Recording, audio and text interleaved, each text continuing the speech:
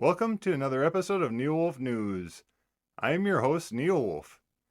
This is the final part in a three-part interview series that I'm doing with my friend Bud Johnston from Pipestone, Minnesota, which is the home of the Sacred Quarry, where Native people have been going for thousands of years to gather the most soft and usable stone to make their pipes. In this episode, we're going to talk about the National Monument and the Sacred Quarry, and all of the politics involved at that place. So let's get right into this. And the pipestone, it comes in two different colors. I was wondering if you could talk about the difference of the pipestone. Oh, yeah. My grandpa was what you called him a day, a spiritual man. It's a semi-secret group of spiritual people. And when I was a little kid, it was against the law to do ceremonies. So grandpa had his stuff all put away. And I was digging in there one day when I was about 4 years old. And he had this red pipe about this long. And he saw me digging in there. He said, "Oh, my son, you shouldn't monkey with that." I said, "What's that for?" "We use that for saying our prayers. But if you want a powerful pipe, you get one of those black ones." I said, "Where do they come from?" He said, "I'm not sure. I think someplace in Minnesota." And when I got here in 1984, my dad was still alive, and he didn't know nothing about our cultural stuff. He didn't like being in there. And I called him up, and I said, "Hey, Pa, Grandpa talked about black pipes, and I was looking for some black stone, and there ain't none around here. Any ideas?" "No, I don't really know about that stuff, but I think you make a red pipe and burn some sage and rub the ash in there, it'll turn black." Well, he was full of it. But about 25 years ago, one of our members from Thunder Bay called up, wanted to know if we could do some trading. I said, "We do that all the time. What you got?" "Black pipestone." "Oh, if you got the right black pipestone, we'll trade." So he brought me down about 300 pounds and we traded. And he said, "I know the guy who lives right at the quarries up by Kenora. If you need more of that black stone, you can just call him up." And I thought, well, nobody knows about black pipes. Who cares, you know? But I don't know what happened. People started dreaming about them. I ran out of stone. I called up this guy numerous times, and finally he came in the back door here. "I'm Phil Torgensen from up by Kenora, eh? I brought you a little stone." He had a 1-ton dually with an 8-foot bed full. And I said, "Oh my God, I can't trade it for that much stone." "No, I'll sell it to you. We'll make something work." "And what you got on there?" He said, "I don't know. I just filled up the truck." "Let him take it over here to the elevator and get it weighed." He had almost 2 ton on there. I bought all that. I used it all up. I went up there twice with my 1-ton dually and got more. And last year, Wayne, the guy who started it all, brought me down another 1,100 pounds. And I'm just about out again. Oh, wow. So many people are touched by the black pipes, or they want the stone to make a pipe. Awesome. Now, I think there's one last story I want to see if I can coax out of you before we move on to talking about the quarry itself. And the story involves a little bird, and I think you have a pipe in your living room with this little bird on it that's very significant, has a pretty cool story behind it. Oh, that was kind of a neat story. If you want to see the necklace, I'll show it to you. This lady came in wearing this necklace one day.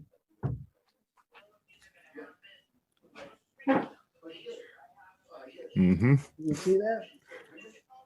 A little higher. Yep. Now I can. She was wearing this necklace, and I said, "Oh, we got a story about that." She said, "I'd like to hear the story." I said, "A long time ago, all the creatures on earth spoke the same language. Nothing was working right. And all the creatures came together and they said, nothing's working the way we want it to. And it don't seem like the creator's hearing their prayers. Always got to go up there and talk to him." They decided to jump above. The big blue heron says, "I can fly really high if I want to. I just don't usually do that. I'll go up and talk to him." Well, that big heron takes off and he circles higher and higher. Of course, his wings are kind of slow. And the air gets too thin. He can't get enough lift. So he glides back to earth. "I couldn't make it. Somebody else got to go." The eagle come along. He says, "Everybody knows I can fly higher than anybody. I'll go up there and talk to creators." That big eagle takes off and he circles higher and higher and higher. He gets way up there. But the same thing happens. The air gets too thin. He can't get enough lift. He glides back there. I couldn't make it either. Somebody else got to try. But nobody had no ideas. Finally, this little hummingbird came up. Hey, let me try. Let me try. Everybody laughed at him. They thought the little hummingbird can't do anything. That little hummingbird takes off. He gets way up there. And it gets so cold, his wings won't go fast enough. So he glides back there. I couldn't get there either. Somebody else got to go. All the creatures are talking. What the heck are we going to do? This ain't working. Finally, that little hummingbird come back. He says, I got an idea. How about if I get on the back of that eagle, snuggle down in this nice thick feathers up by his neck? He takes me as high as he can go, and I'll be nice and warm, and I can take off from there. Everybody thought that was a dumb idea, but nobody had a better one. That little hummingbird gets on the back of that eagle. The eagle takes off and circles higher and higher. He can't even get as high as he got before because he's carrying his hummingbird on his back. You got to go. I can't get no higher. Little hummingbird sticks his nose out. It's really cold out there. I got to go really fast. So he takes off. Tells him about all the trouble we're having on Earth. And Creator says, you take this tobacco, connect, chinchashi, we call it, down to the creatures, and you tell them, hold it in their paw, their left hand, say their prayer, put it in the fire, or put it by the tree, or put it in their pipe, and that energy will carry that prayer up to me. Little hummingbird says, stop, nobody's going to believe that dumb story. They won't think I got here. Creator says, no, I'm going to give you a special gift to prove that you really got here. And he gave him a beautiful ruby necklace to wear. That little hummingbird glides back to Earth, strutting around showing everybody his necklace and telling people how to say their prayer. And there's that ruby-throated hummingbird that we have today. He was that messenger. I love that story. So now I'd like to do a little bit of a pivot and get into the quarry itself. Yeah. Because I'm sure a lot of people are interested in that as well. So how long has the quarry been in use, and what is so special about that spot in particular, Well, being that you can get... We've been using this quarry out here for over 2,000 years. The Park Service used to say they only used it for a few hundred years, but I harassed them a lot. And they found a pipe in an archaeological dig that was over 2,000 years old. And they proved that that stone came from Pipestone National Monument. And they took all that data out to the park, and they confirmed it. So they changed their story to go along with that. So it's probably over 2,000 years, but it's definitely been used for a long, long time by the indigenous people of the world. They're actually at the crossroads of the Indian world here. Highway 75 runs from Hudson Bay to Mexico. That was called the King of Trails. Runs right through the middle of Pipestone. Highway 3034 runs from Wisconsin to Wyoming, east-west.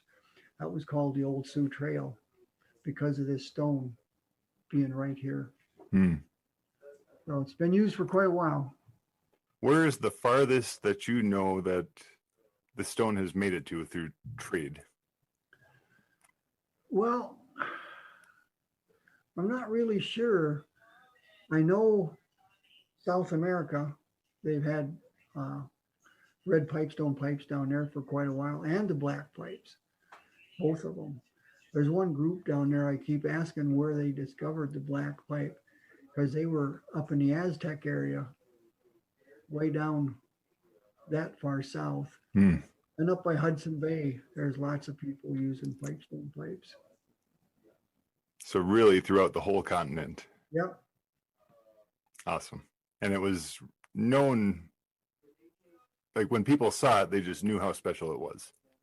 Yeah, they get a feeling for it. And that's so important with all of this stuff, like I talked about a little bit earlier. If you hold a piece of stone, many people will come in here and they'll sometimes spend hours, pick up a piece of stone. No, that's not the right one. Pick up another piece of stone. And a certain piece will talk to them. And that's the one they have to have.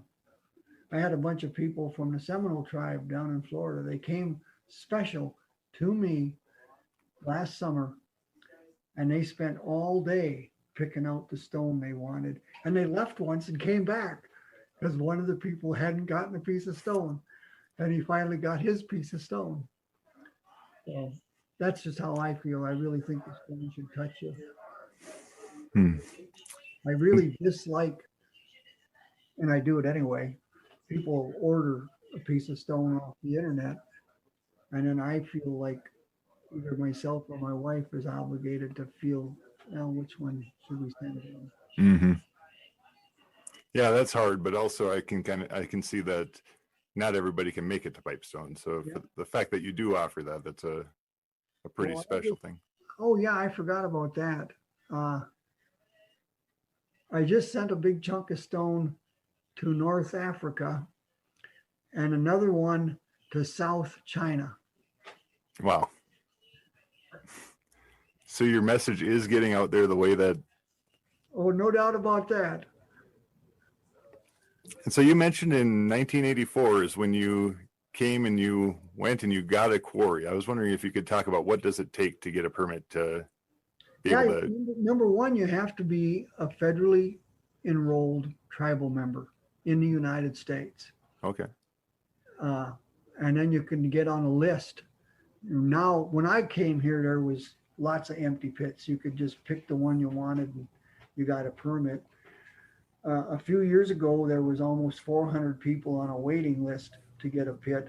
Wow. And now they got it knocked down to about 100 people. I just signed back up just to make an issue of it. I signed up to get a permit again, and they cautioned me that it may take 10 years to get a pit. Mm-hmm. I'm 78 years old.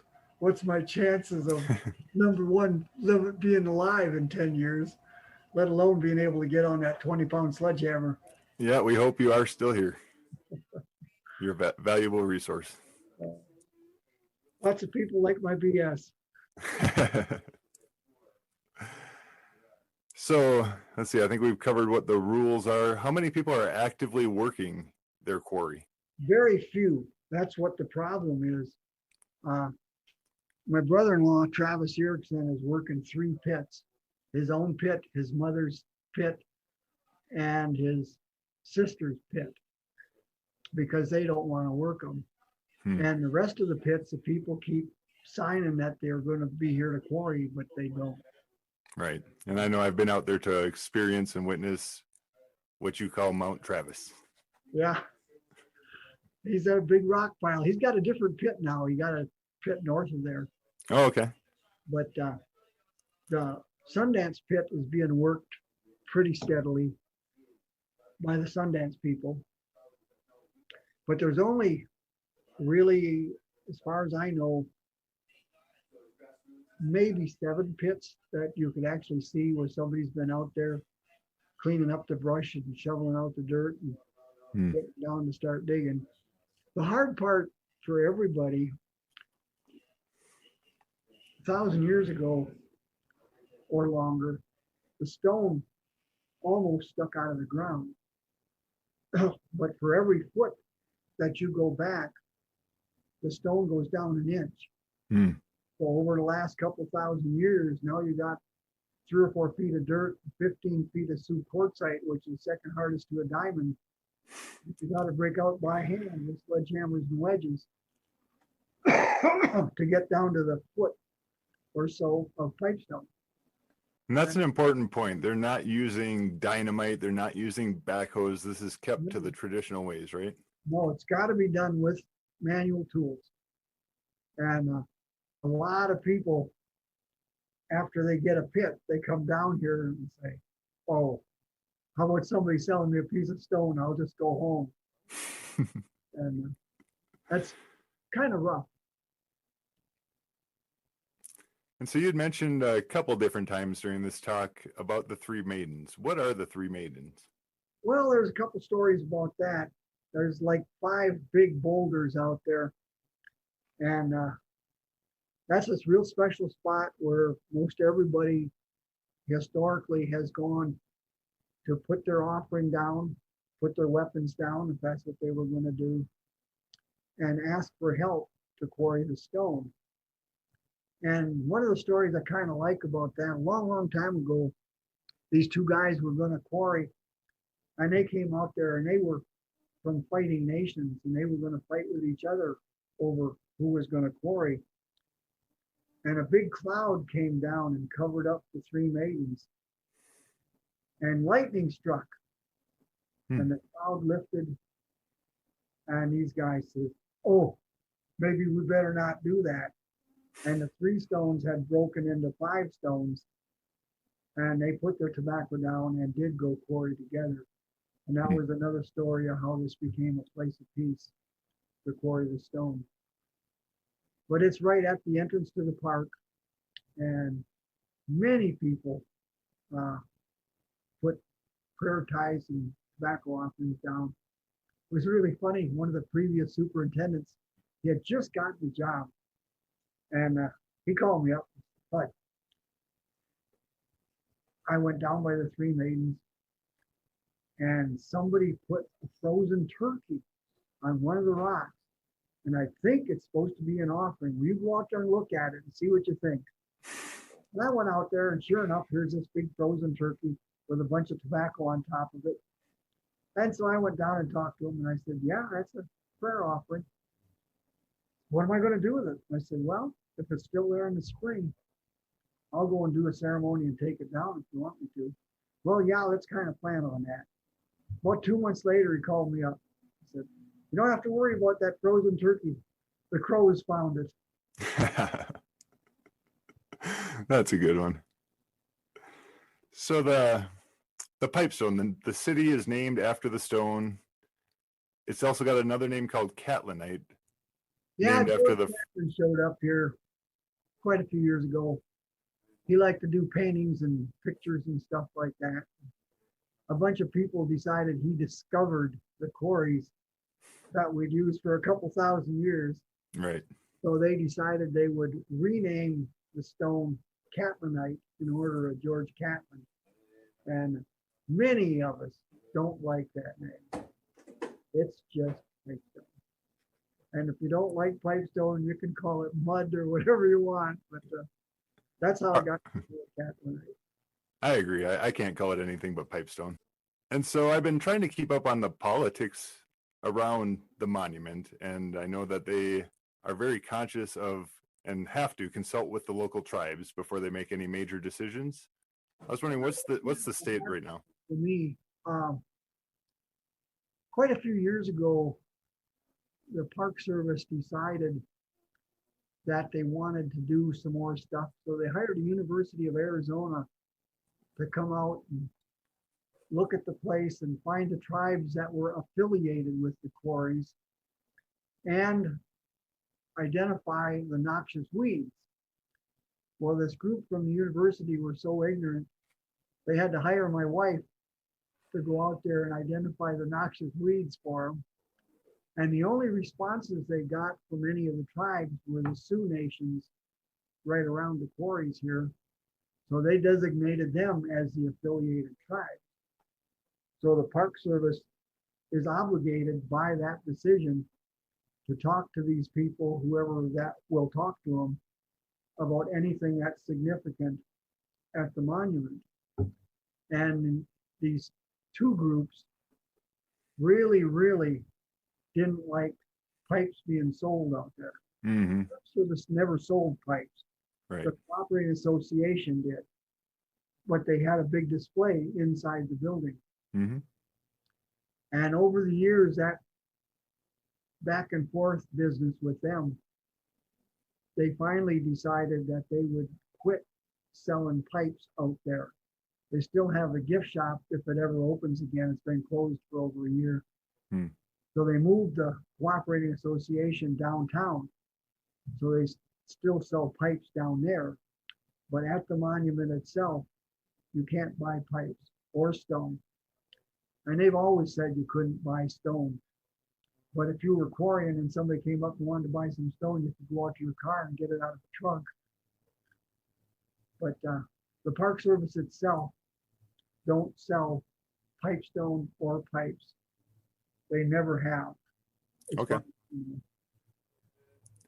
And I know they had quite a display of pipes. It was just amazing to go through and see the amazing artwork on the wall. But they are still doing demonstrations. Am I right on that? You can go in there and So during the summer, they do demonstrations when they're open. Again, they haven't opened up yet. And I talked to them a week or so ago. I have a real good relationship with the Park Service. I've done guided tours for them and stuff like that many, many times. And there's a Nicolette monument up on a rock up there. They had me come out and do a special prayer and reinstall the Nicolette monument. But they're so far they're not open, and they don't know when they're going to reopen. Hmm. They Well, also stayed at the store downtown too. Can you say that one more time? They demonstrate pipestone carving at the store downtown too, the Cooperating Association. Okay, good.